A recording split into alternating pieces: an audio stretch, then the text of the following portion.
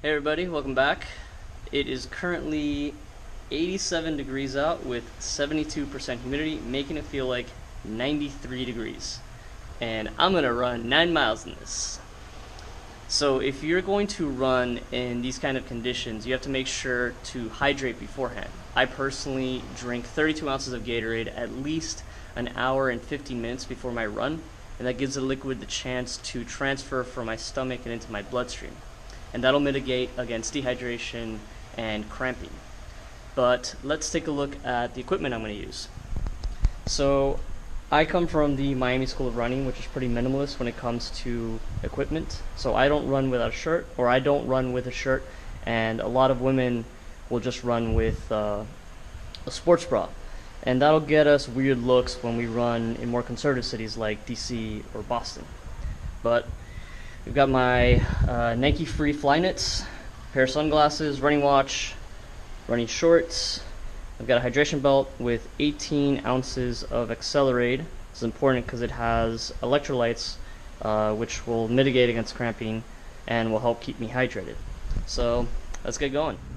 Unless you're an elite athlete, running in this weather in the middle of the day is a very bad idea because it's torture. That's why I highly suggest that you run either at the beginning of the day or at sunset.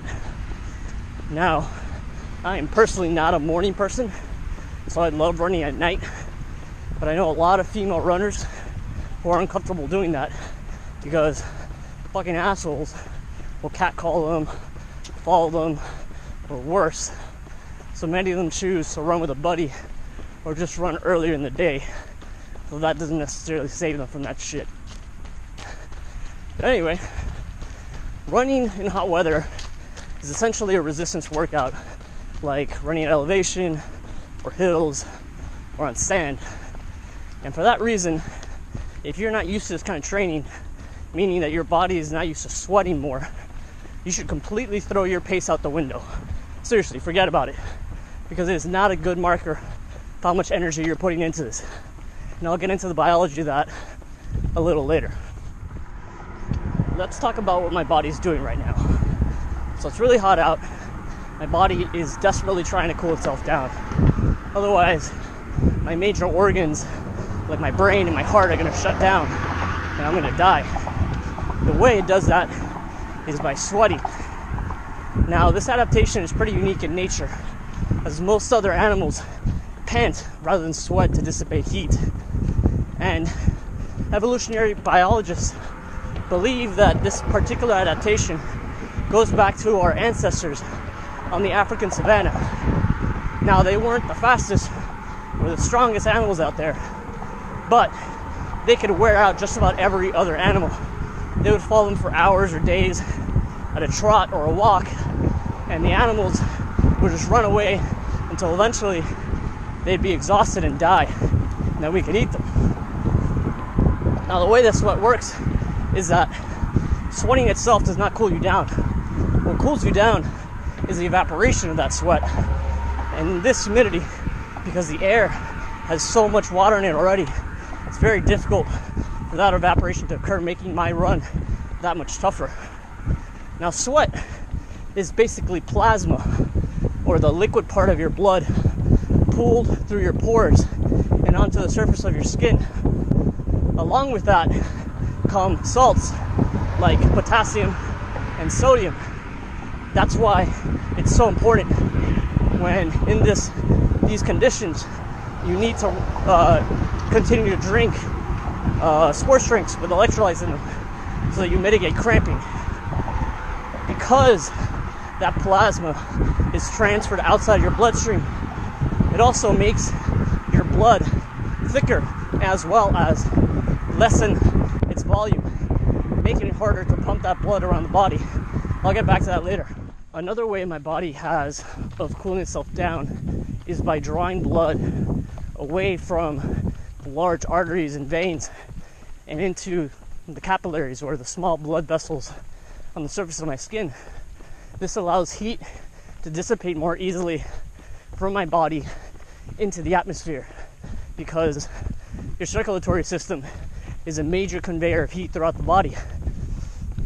Now, because there's less blood coursing through the larger blood vessels, that means that there's less blood going to my muscles like my legs, and that means there's less oxygen going to them as well, making it harder to contract them. Furthermore, through a complicated biological process that I'm not going to get into, it also produces more lactic acid, and that's because you're switching basically from aerobic exercise, or exercise in which you've got the necessary amount of oxygen in order to do whatever it is you want to do, into anaerobic exercise, which is you have less oxygen. It means you're starving those muscles of oxygen, producing lactic acid, which then themselves produce cramps, making your run suck that much more. Remember, there's much less blood pumping through my major veins and arteries because, one, a lot of the plasma has been siphoned off and used as sweat, and two, a lot of the blood is being pulled into the capillaries on the surface of my skin. That's making my heart pump significantly harder in order to get oxygen to my muscles, and that eats up a lot of energy.